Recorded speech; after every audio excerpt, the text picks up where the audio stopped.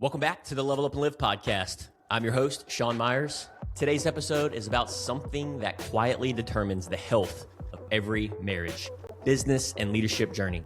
Becoming better together instead of growing apart. Kendra and I are going to pull back the layers on what that looks like for us, what we've learned being a student of the game the hard way, and how couples can continue to grow without drifting. Kendra Meyers, welcome back to the show. Thanks. You must be doing something right to be back on the show for the third time in the last 3 months. I guess you really like me.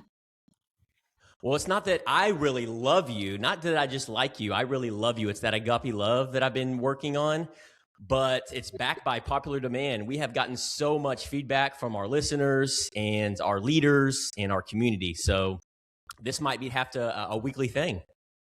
I don't know about that, but maybe.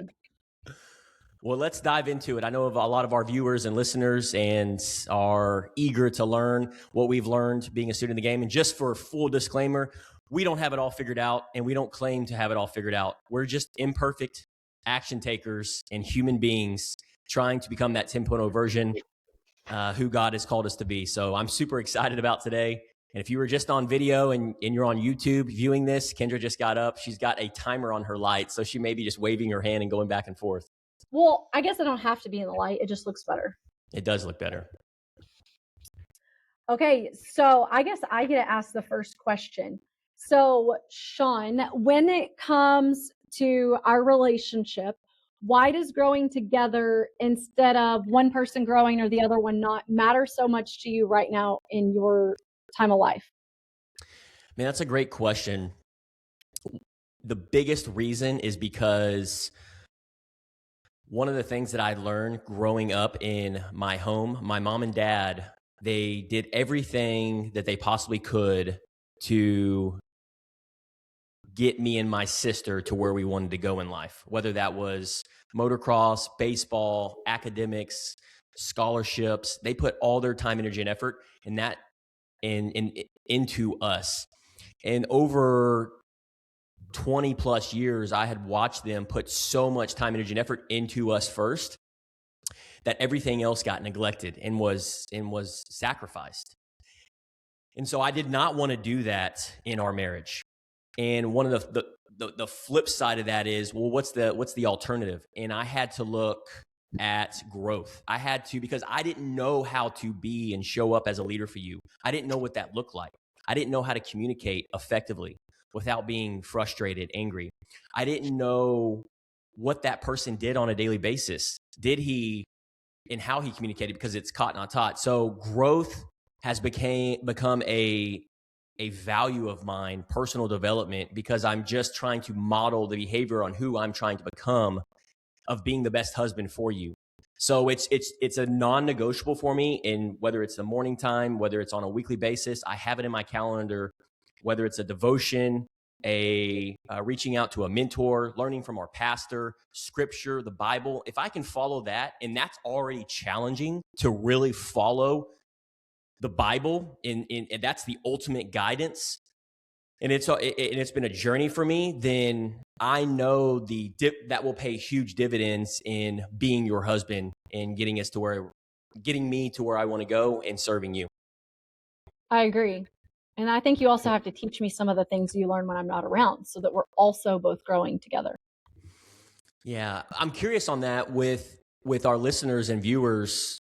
They are thinking like, oh, hey, that's great. I'm putting in all the work. I'm putting in all the time, energy, and effort as a business owner, as an entrepreneur, but my wife is not growing alongside of me. She's not putting in the work like I am.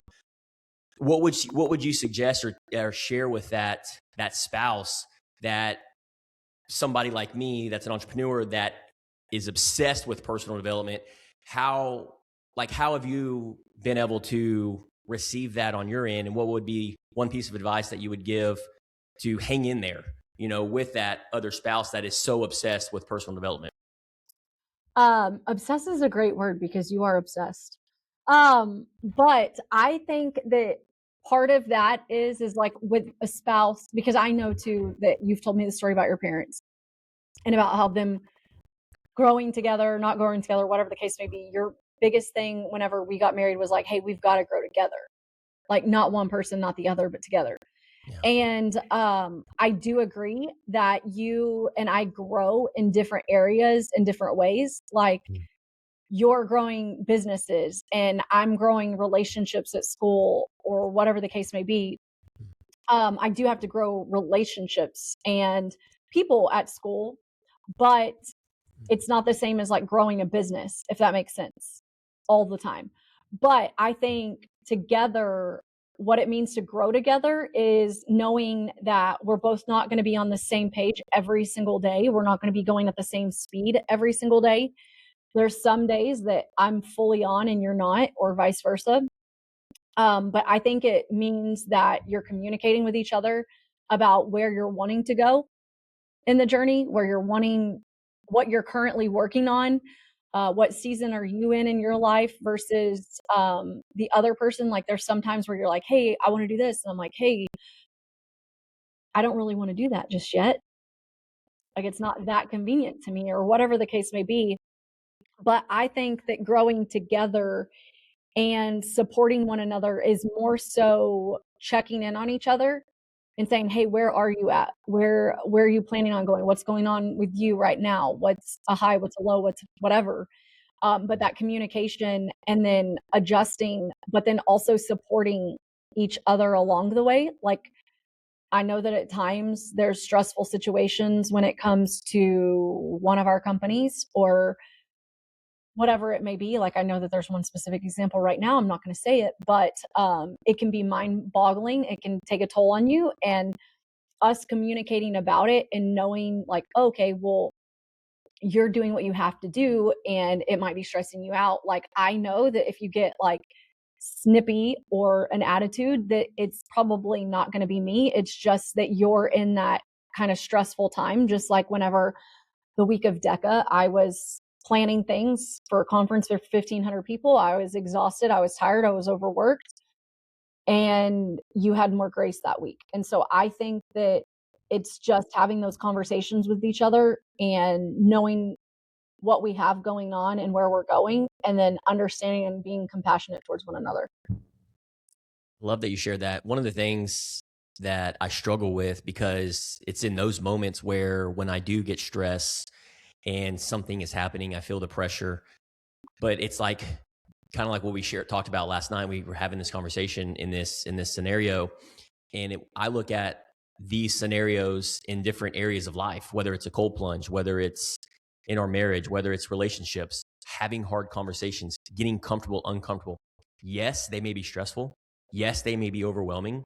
Yes, they may create sleepless nights, but ultimately that is, in my belief, how you stretch yourself and become that 10.0 version of ourselves.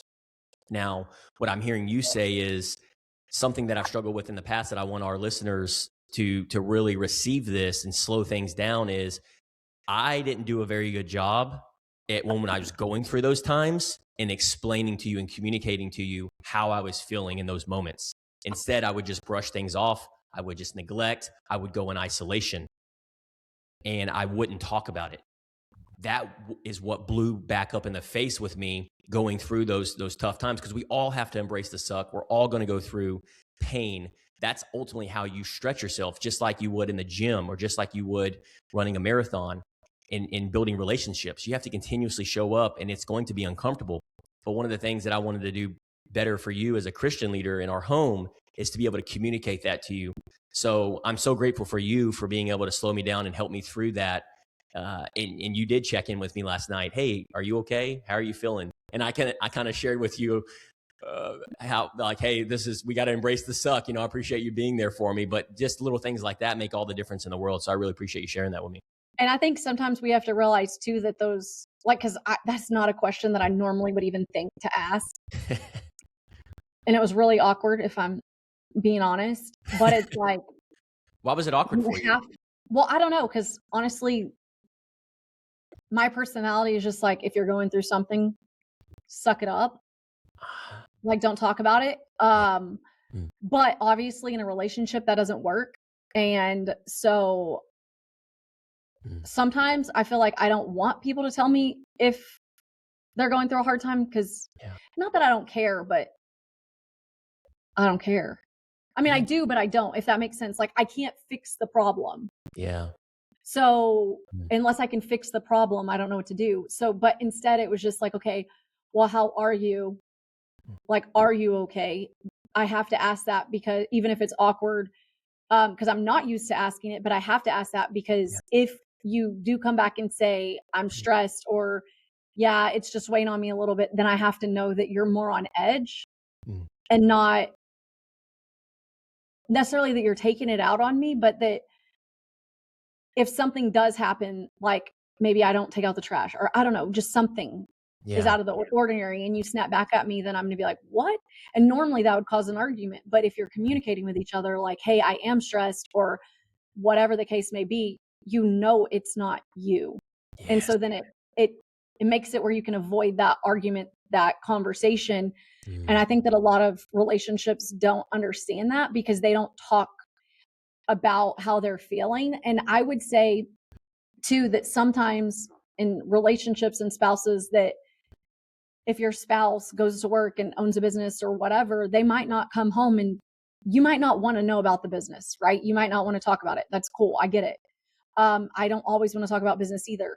Yeah. But you do need to know like how your spouse's day has affected them mentally and emotionally because if you don't, then as the spouse, especially if it's a woman, then you're going to think that when your husband gets short with you or doesn't want to talk to you or whatever the case may be, it's not that he's not necessarily wanting to talk to you or that he's short with you specifically. It's just that he's going through something and he's not talking about it.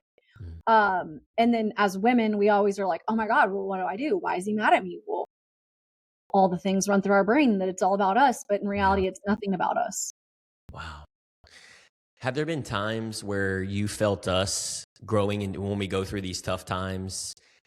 Has there been times where you felt us growing in different directions, and how did that affect you internally and personally?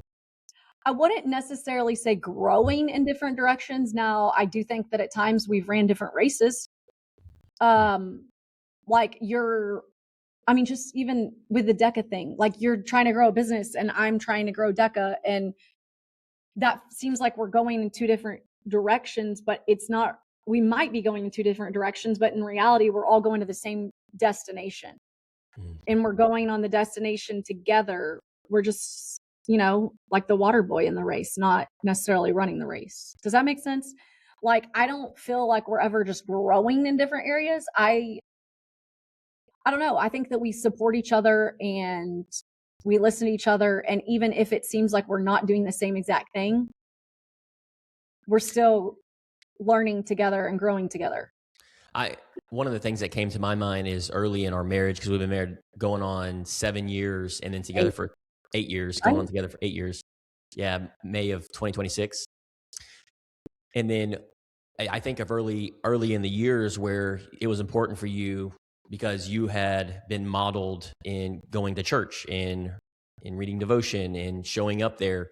Your grandma, Virginia, I know that was very dear to your heart, had modeled that for you. Did you ever, was there ever a time where that was important to you, but it wasn't as important to me because I wasn't raised in church. I didn't open up the Bible.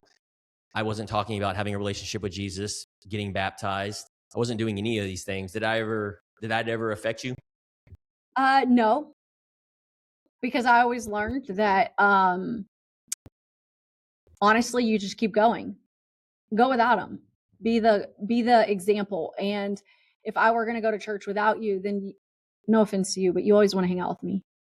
So it's like you're like, okay, fine, I'll go with you if you want me to. And it'd be like, okay, so you'd go with me and you would learn something or whatever the case may be. But I never felt like we were going in different directions. But I also think that that has to do with faith because I had faith that you were going to see me grow in one direction and you were either going to come with me or you were going to stay at home and God was going to bring you at the right time. What would be that one piece of advice for a spouse listening to this, man or woman, that you may be in that certain scenario where the individual doesn't go to church, he doesn't have there's no religion, there's no faith background, but the spouse wants connection without holding their partner back. Any advice there? Honestly, if one spouse is going to church and the other one isn't, I think the best advice is to keep going. Keep being the example, keep being the leader. when it comes to your faith. And more importantly, pray for your spouse.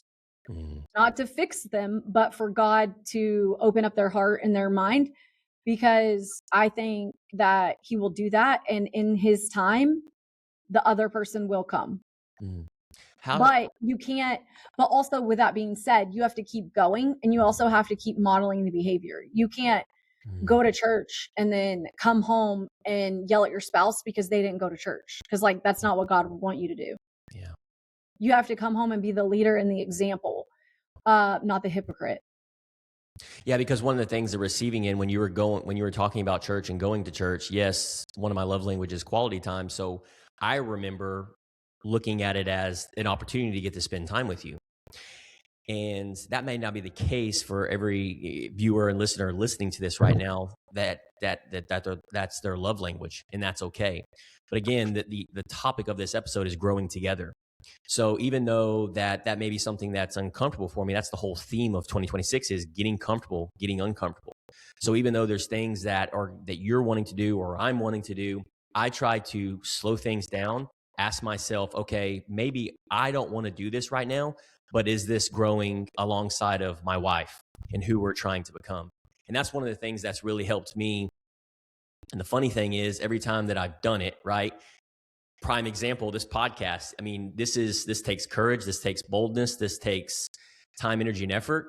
I know this is full transparency. This is not one of the things that, you would put on your calendar, but I'm so grateful that you've done this the last 3 times in the last month, because I'm curious on your reason on why you're wanting to do that. Not only because it's impacting and serving, our hundreds and thousands of people, and it needs to be heard because it needs to be modeled.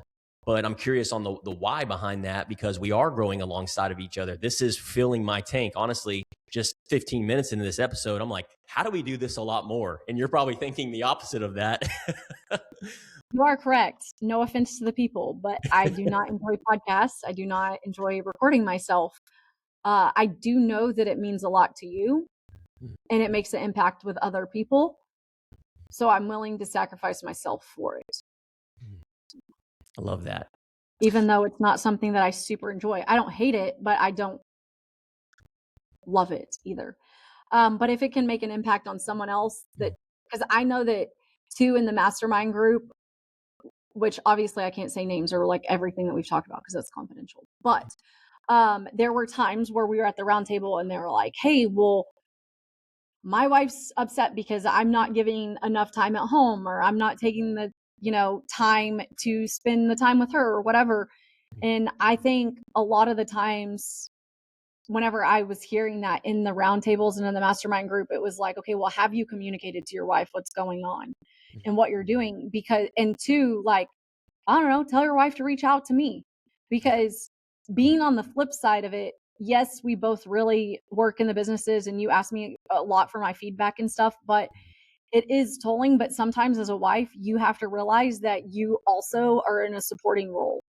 And it's just encouraging, loving the husband, and it's not complaining that there are going to be times that, or weeks that he's going to be putting way more into the business. So like the first couple of years, you put so much energy and effort into the insurance company, which sometimes I'm like, dang, I didn't even realize it.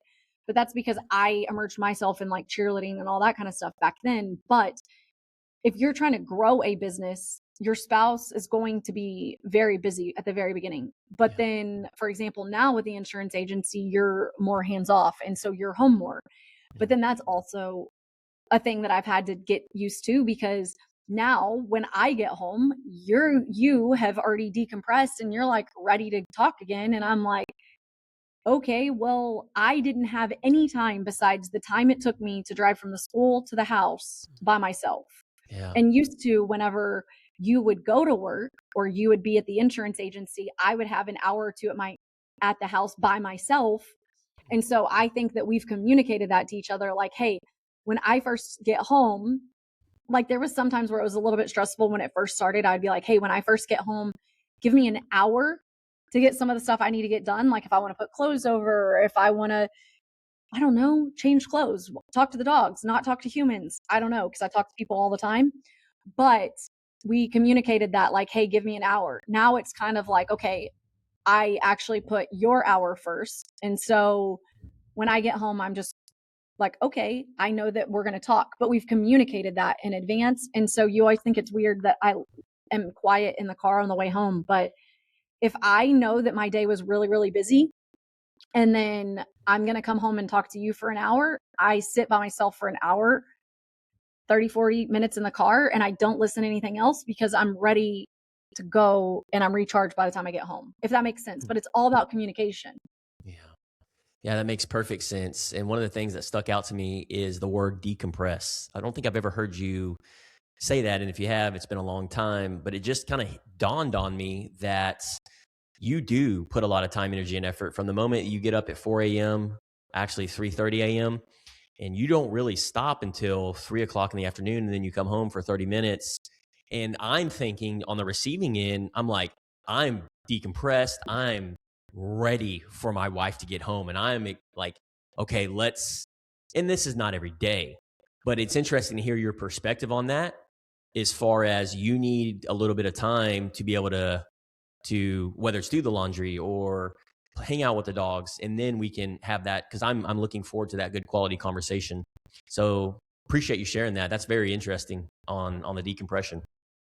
Yeah, come hang out in my day just for one day, and you'll realize what I mean by decompress when you're talking to 150 15-year-olds all day.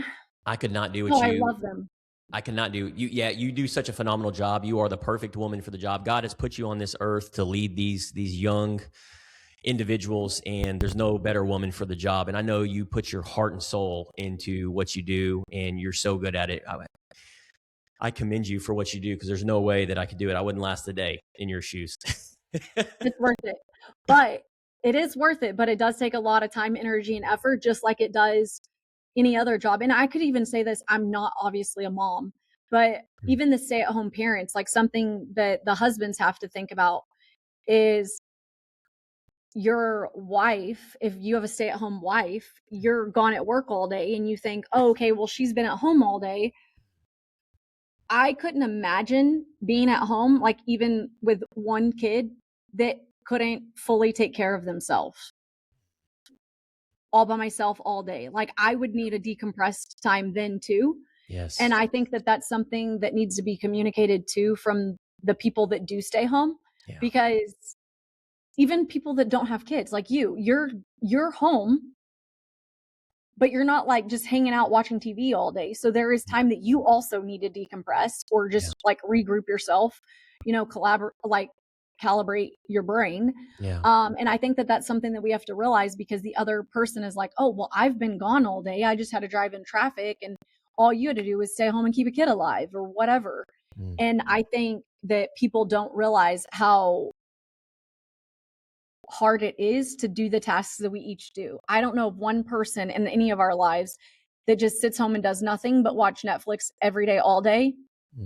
Like they're always doing something. Even the stay-at-home moms, they're taking care of a kid. They have to make sure that they're breathing, that they're eating, they're not putting their hands in light sockets, things like that. I couldn't even imagine doing that all day long. Like at least with my high school kids, I know I can go to the bathroom and they'll be fine.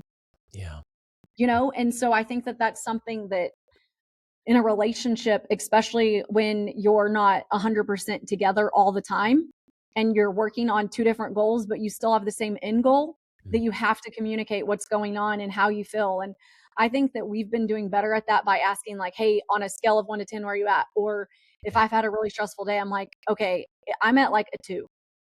And I think that that's something that a lot of couples need to start integrating, because no matter if your husband's building a business or if he's already built a business and he's continuing to grow it, there's still going to be stressful times in it.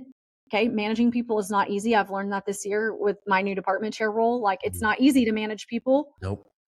You can't control how they do things, but you can communicate to your spouse when you're leading someone else, like how you're feeling, where are you at? That way they can make decisions and you don't have to accidentally make the assumption that your spouse is being the way they're being because of whatever. That's some really good insight. And one of the things that it made me think about was, even if we don't get to spend that 15 to 20 to 30 minutes on a weekly basis, to on a daily basis together, because we are imperfect human beings. Things do happen in life, but we do have it a non-negotiable where it's once a week. And I would just encourage, individuals listening to this to be intentional. And if you're a man listening to this, you're the leader in the household. So you've got to draw that line in the sand, put your foot down and go, hey, this is what we're doing. And what's interesting is whether it's going to church, whether it's a coffee date, lunch date, dinner date, whatever it may be, where it's just, there's no noise, there's no distractions, there's no phones. It's just you and that other person. And then having not necessarily agenda, but questions to ask each other. I know I ask you on a weekly basis, and maybe we can tap into this for a minute or two. Sometimes it's easy to ask and sometimes it's not easy to ask. But one of the questions that I ask is, how did I show up as a husband for you this week? So I'm curious on how you receive that as my wife when I asked you that question, and how that makes you feel, and what would be your encouragement to our, anyone listening to this? Well, it always throws me off guard when you ask me that question. But also I think that in my brain, I'm like, wow, he's asking me that. But then it's like, well, I guess you did good because X, Y, and Z, or whatever the case may be. But it also helps me reflect and not stress or think about the little things that, oh, well, maybe he didn't take out the trash this week, or maybe whatever. Okay. It makes it where I don't ponder on those little things, and I only think about the bigger picture. And I'm like, wow, well, what other spouse is asking? How did they show up? Yeah. At least he cares, or at least he's doing that. And we usually always do the temperature check once a week. We always do it on our coffee morning dates. And sometimes I'm like, well, this week you were a little grumpy. And I already know it. I know it's coming. And then sometimes you'll share with me why. And typically it is not because of me. It's because of external forces that are weighing on you. Yeah. And I think that it's easier as a wife to see that than, and it does open up the safe space to share when you weren't being so amazing. Yeah. It's like, okay, well, you just asked, let me share with you. And so I think that if you ask your spouse that, it does open up the doors to allow them to actually communicate and be honest with you without judgment. But also when you say it, you have to be nice. Yes. Well, and that's what happened last week when I asked you that question. I knew as soon as I asked it, I knew the response, what was going to be given, but it's still important because I want to make it a habit to, hey, how did I show up as a husband for you this week? And there's a number of other questions that we ask as well. And maybe that's for another episode for our listeners. You're just trying to get me back on. Yeah, wink, wink. And so back by popular demand. So if our listeners and audience and viewers want more of this, we need to hear from you. So send us a message. Like Kendra said, reach out if you're a wife and you're needing some assistance there. I know she's always willing and able and has the capacity to jump on a phone call, text message, whatever it may be. If you're going through something with a husband that runs a business, is a leader within the community. So we're going through it together. But outside of that, I just wanted to close. Last week was tough, very challenging. We had 2 nights where we were up till 9 p.m. and normally we're in bed by 7:30 p.m. And it was one of those weeks where I had to really reflect. And I even shared that with you when I had asked you that question. And that's what happens, right? It's not necessarily because of you, right? I'm not snapping or triggering or frustrated, angry at you when that may be the story that you're telling yourself.